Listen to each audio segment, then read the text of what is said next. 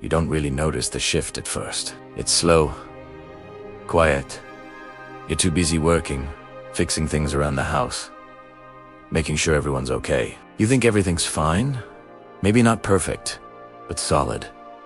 You've been married over a decade. You've got kids, memories, a life you built brick by brick. You think that means something. You think that earns your security. But then she starts changing. Not all at once, just little things. She spends more time on her phone. She starts working out harder, eating differently, buying new clothes that don't look like her usual style. You don't think much of it at first. Maybe she's just getting healthy. Maybe she's trying to feel better. You want to be supportive. That's what a good husband does. But then she gets distant. Emotionally, physically. You crack a joke. She barely smiles. You touch her. She flinches like urea. Stranger conversations turn shallow, short. You ask what's wrong. She says nothing. Just tired. Always tired. And you believe her until she starts lighting up when someone else texts her. You start to feel it in your gut. Something's off. Something's slipping through your fingers and you don't even know what it is yet. She starts talking about needing space, needing time, needing to figure herself out.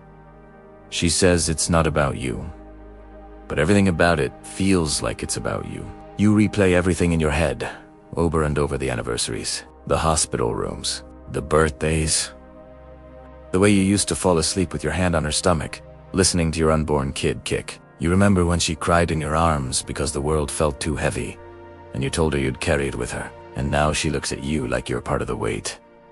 You start blaming yourself. Was I too boring? Too focused on work? Did I not say I love you enough? Did I miss the signs? But then you realize something deeper, this ISNT. About anything you did or didn't do. This is about something in her. Something breaking. Something desperate. You start waking up before your alarm. Stomach tight.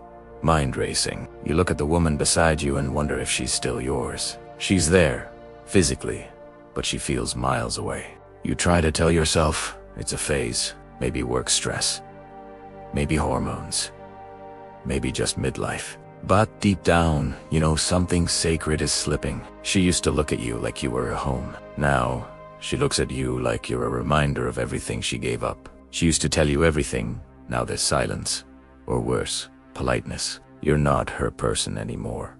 You're just the man who pays the bills, puts the kids to bed, takes the garbage out. You're reliable, predictable. And apparently, that's the problem. You see her light up when a message pops up on her phone, and it's not you. Her tone changes when she talks to strangers. Her eyes sparkle again, but never for you.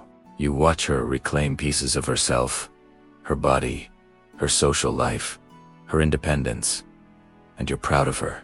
You are. But you're also terrified, because you're not part of that rediscovery. You try to talk.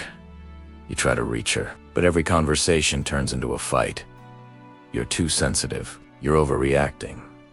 You're imagining things.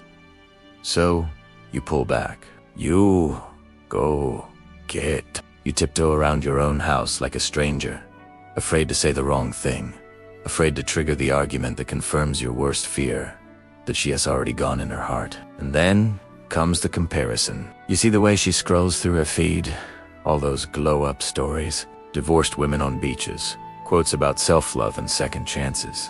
She starts using words like trapped and lost and unfulfilled. And none of it makes sense. Because you were there. You showed up. You tried. You weren't perfect, but you were solid.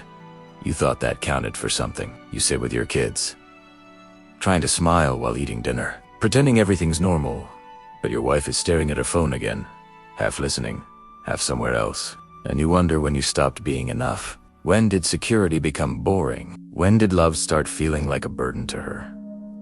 You catch yourself doing the math. How long has she been distant? When did she stop kissing you goodnight? When did she start wearing perfume only when going out alone? You hate being suspicious. You hate feeling paranoid. But something in your gut keeps whispering. This isn't normal. You think back to the girl you married, How you held her hand like it was your lifeline. How her laugh could pull you out of anything. She used to lean into you at dinner parties. She used to text you just to say she missed your face. And now you're lucky to get a glance. You're lucky if her tone isn't sharp. You're lucky if she's home before midnight. The part that breaks you, truly breaks you, is knowing you'd still take her back. You'd forgive it all if she just turned around and said, "I still choose you." Because underneath the anger, the confusion, the silent drives and sleepless nights, you're still in love with her. Still believe in what you built. Still want to protect it, even from air. You try to be everything. Supportive.com/present. You try to read the books, listen to the podcasts, give her space, compliment her, do more around the house. Be the man everyone says you're supposed to be. But none of it works, because the man she wants now, he doesn't exist. He's not a person. He's a fantasy stitched together by dopamine hits, filtered posts, and late-night conversations with divorced girlfriends who tell her she deserves more. You start feeling invisible, like wallpaper in your own life, like the safe choice she regrets making. Like her past, not her future. And every time you bring it up, every time you ask what's wrong, you get a deflection, a sigh, maybe even a fight.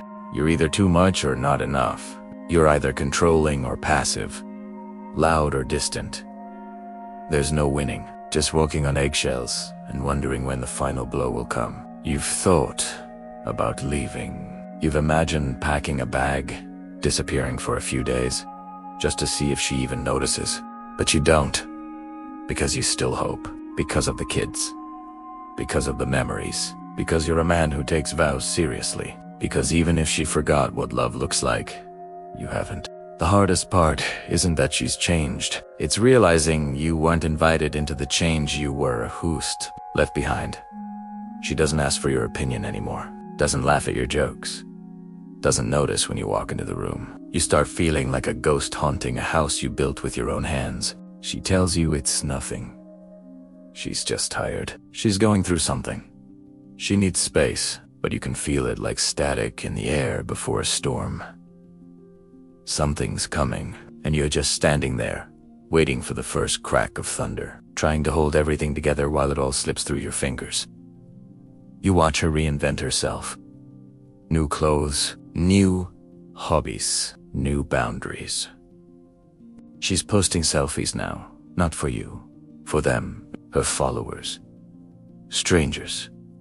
Attention from everywhere but home. She starts talking about how she needs to rediscover herself. Like the life you built was some cage. Like the years you spent loving her were a detour from who she really meant to be. And it messes with your head. Because you want her to be happy, of course you do. But not at the cost of everything you built. Not if rediscovering herself means erasing you. And the worst part? No one talks about this. No one checks on the husband.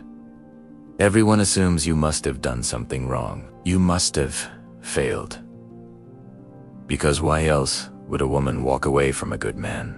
They don't see the nights you stayed up worrying, the fights you swallowed to keep the peace, the sacrifices you made so she could chase her dreams. All they see is the headline.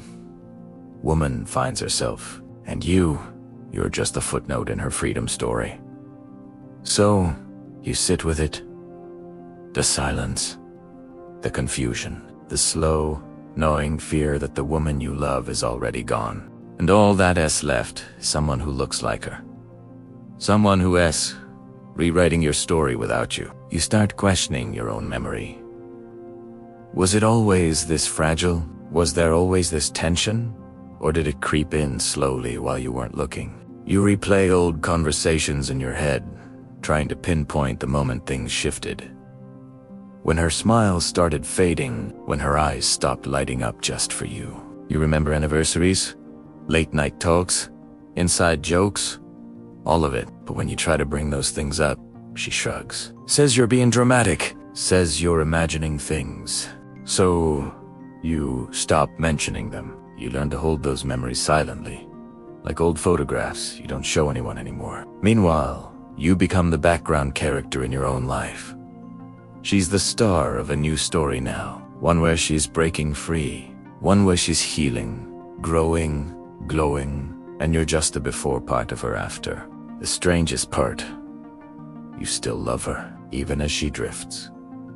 Even as she rewrites you into the villain. You still notice the way she tucks her hair behind her ear when she's thinking. You still remember her favorite song.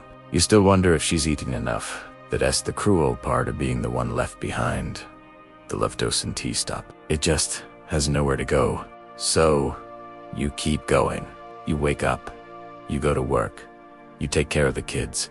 You do your part. And at night, you lay in a bed that feels colder every week, next to a woman who feels more like a stranger every day. And the silence between you isn't empty. It's full.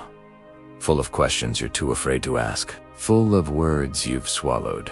Full of the quiet ache of watching something you built start to crumble. And not knowing how to stop it.